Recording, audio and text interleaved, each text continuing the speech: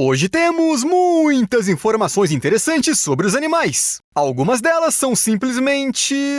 Olha, para dizer a verdade, eu estou chocado com as coisas que o Steve descobriu. Não deixe de assistir este vídeo até o final. As cabras selvagens são criaturas únicas. Você provavelmente já deve ter visto fotos desses animais em encostas íngremes. E sempre surgem duas perguntas. Como você foi parar aí e por que você fez isso? Nenhum predador irá atrás das cabras em um penhasco íngreme. E se ela encontrar algumas plantas pelo caminho, ela pode aproveitar para se alimentar. As pedras também contêm sal e outras substâncias benéficas. As cabras da montanha as lambem enquanto vão subindo cada vez mais alto. Mas a questão é, como esses animais que dificilmente podem ser considerados pequenos e leves conseguem fazer essas acrobacias? O segredo está nos seus cascos, que parecem tanto os cascos duros dos cavalos quanto as patas fofas de um puma, por exemplo. São basicamente 2 dedos e cada um deles tem uma borda dura e uma parte mais mole na sola. Quando esses animais caminham em terrenos íngremes e rochosos, o desnível da rocha fica em contato com a parte mole. As protuberâncias se encaixam nas reentrâncias na sola, enquanto a borda dura agarra as protuberâncias pelas laterais. Pronto! Desse jeito é quase impossível escorregar. A pata da cabra da montanha fica praticamente colada à rocha. Além disso, a cabra escolhe cuidadosamente onde pisar para não cair. Apesar dos diferentes tipos de cabras da montanha terem pequenas diferenças na estrutura dos cascos, em geral os esquemas de subida e descida funcionam da mesma forma. E todas essas cabras escalam superfícies praticamente verticais.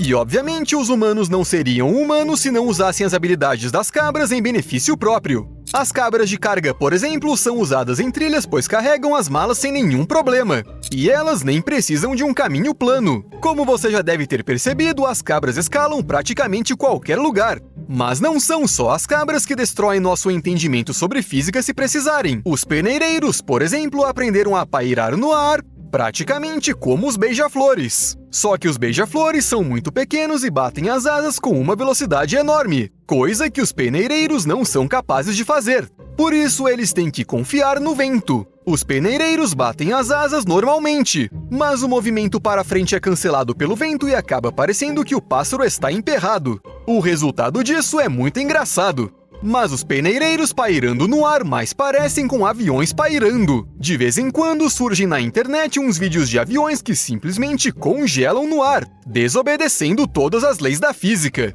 Mas a explicação disso é um pouco diferente. Na verdade, é tudo uma ilusão de ótica. As velocidades angulares do avião e do carro no qual o autor do vídeo está andando em relação às árvores ou ao poste que estamos vendo são as mesmas. Por isso que parece que o enorme pássaro de ferro está pairando imóvel no ar. Mas e aqueles peixes que nadam... Não contra a corrente. Isso já não surpreende ninguém. O Cabociciopterus stimpsoni é muito mais legal que isso. Afinal, ele aprendeu a nadar verticalmente pelas paredes. Por que não, né? O habitat de água doce desse peixe pode ser facilmente perturbado, por exemplo, por uma tempestade violenta. Por isso, eles costumam nadar rio acima para se reproduzir. Em seu caminho, há cachoeiras, mas isso não é um problema para o caboz alpinista. Ele evoluiu ao ponto de conseguir superar obstáculos verticais de até 30 metros de altura. Em termos de gastos de energia, é como se uma pessoa corresse uma maratona. E você sabe como esses peixes fazem isso? Com a boca! Este peixe de 2,5 cm de comprimento utiliza as ventosas da boca e da barriga para escalar rochas. Além disso, o Steve também descobriu que os cabozes alpinistas jovens movem deliberadamente suas bocas para que fiquem direcionadas para baixo. Para isso, eles começam a se alimentar só de algas e ganham a capacidade de subir por superfícies verticais como o Homem-Aranha.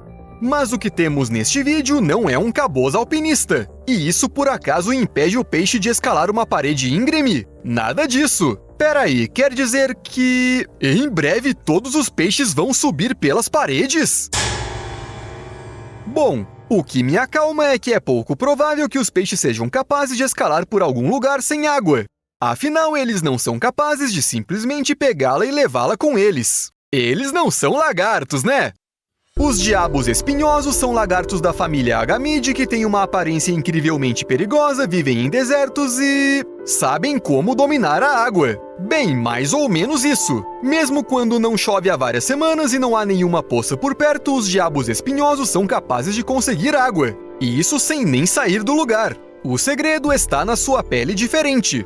Entre os espinhos gigantes que parecem ser muito pontiagudos, há uma fina rede de sulcos microscópicos. Eles são capazes de extrair água da areia úmida e direcioná-la diretamente para a boca do lagarto. Tudo o que o diabo espinhoso precisa fazer é ficar parado no lugar certo e, sem fazer muito esforço, se hidratar. E esse fenômeno, na verdade, não é um fenômeno, mas uma coisa chamada ação capilar. É dessa maneira que a água flui para cima nos caules das plantas. Isso acontece porque as moléculas de água são atraídas umas pelas outras e pelas paredes estreitas.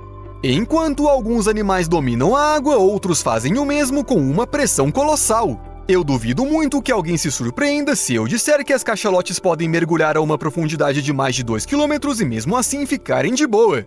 Além disso, essas baleias sobem constantemente até a superfície para respirar e depois afundam novamente. É um estresse bem grande para o organismo.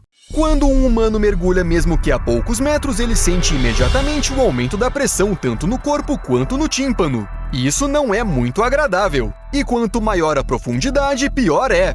Mas para as baleias isso não é nada, embora elas também sejam mamíferos. Que se dane a física! Pensaram as baleias e simplesmente aprenderam a comprimir os pulmões durante os mergulhos para que a pressão crescente não fizesse mal para eles. Elas contam com a ajuda da sua caixa torácica móvel, que também se comprime sem quebrar. Uma proteína especial permite que as baleias armazenem oxigênio não só no sangue, mas também nos músculos. E para que menos nitrogênio entre no sangue e para não ter doença descompressiva, as baleias basicamente limitam as trocas gasosas. Dessa maneira, as baleias aguentam até mesmo os mergulhos muito profundos. Em lugares onde a pressão destrói até submarinos, as baleias ficam bem. Elas souberam exatamente em qual direção evoluir. Agora, dá uma olhada nesse bicho. Esta é uma mangava oriental. Os cientistas descobriram que ela tem a capacidade única de armazenar energia solar. Ela literalmente se recarrega com o sol. Está vendo a faixa amarela no seu corpo? Com ela, estes insetos captam os raios do sol e armazenam sua energia. Isso, aliás, explica por que as mangavas orientais ficam mais ativas nos dias mais quentes. Eu, pessoalmente, só morro de calor, ou seja, definitivamente não sou uma mangava. Os tecidos amarelos da mangava contêm um pigmento pouco conhecido chamado xanthopterina. Ela funciona como uma molécula de captação de luz que transforma essa luz em energia elétrica. Já entendeu, né? Estas mangavas praticamente transformam a luz do sol em eletricidade. Se você pensar bem, elas parecem um pouco com os painéis solares. Bem, só o design que é um pouco diferente. Os cientistas chegaram a calcular que a corrente criada pela mangava poderia chegar a 700 nanoamperes, mas sabe, confesso que nem o Steve nem eu entendemos muito de eletricidade. Então, faça o que quiser com essa informação. Depois de descobrir sobre as mangavas elétricas, achei que os animais incríveis do vídeo de hoje tinham acabado. Mas então o Steve me falou do rato de crista africano. Esta criatura vive na África e parece o filho nascido do amor entre um gambá e uma escova de sapato. Mas isso é engraçado só até você descobrir que este rato se lambuza de toxinas. A natureza não deu glândulas venenosas para esses roedores. Por isso, os ratos de crista africanos mastigam os galhos de uma planta chamada Acocantera skimperi. Eles os mastigam e os cospem de modo a lambuzar os pelos nas laterais do seu corpo com o veneno dela. É justamente nas laterais que o pelo desses ratos tem uma estrutura parecida com a de uma esponja. Por isso, ele absorve tudo facilmente. Este ritual de se lambuzar transforma os ratos de crista africanos nos únicos roedores tóxicos conhecidos do mundo. E bem, transforma os predadores que decidam comê-los em mortos. Ou se os predadores tiverem sorte, eles se transformarão em animais que nunca mais tentarão devorar um rato de crista africano. Isso porque o veneno da Acocantera skimperi é bastante forte. Na África, ele é tradicionalmente usado para fazer flechas venenosas e também para matar animais selvagens perigosos. Na verdade, quando eu vi o rato de crista africano pela primeira vez, eu achei ele um pouco parecido com uma equidna, embora eles não sejam nem parentes. Mas já que estamos falando das equidinas, quais são as habilidades especiais delas? É estranho, mas as equidinas não têm medo de fogo e não tentam escapar de incêndios. Elas ficam dormindo neles. As equidinas são capazes de hibernar, reduzindo seu metabolismo e temperatura corporal. Durante um incêndio, elas escolhem um local seguro, protegido e escondido, como um tronco oco ou uma toca subterrânea, e se deitam ali para tirar uma soneca. Sim, o fogo pode muito bem esquentar este abrigo como uma fornalha, mas a equidina não se importa. Ela é fria por conta própria. Imagine só, deitar e dormir durante um desastre natural. Alguns cientistas suspeitam que foi assim que as equidinas sobreviveram ao impacto do asteroide que matou os dinossauros. As equidinas toleram bem as altas temperaturas. Este animal é capaz de sobreviver mesmo a 59 graus Celsius. Não é de se admirar que elas durmam durante os incêndios. Mas que tal um lagarto à prova d'água que não se afoga? A lagartixa pigmeia da floresta amazônica é tão pequena que seu tamanho é equivalente a um pequeno clipe de papel. São 24 milímetros! Quando você é tão pequeno, você precisa ter algum trunfo na manga. Por exemplo, uma super pele, coberta com algo tipo pelos microscópicos que fazem com que qualquer água simplesmente deslize pelo corpo da lagartixa. E se a própria lagartixa cair na água, ela pode correr por ela de tão pequena, leve e à prova d'água que ela é.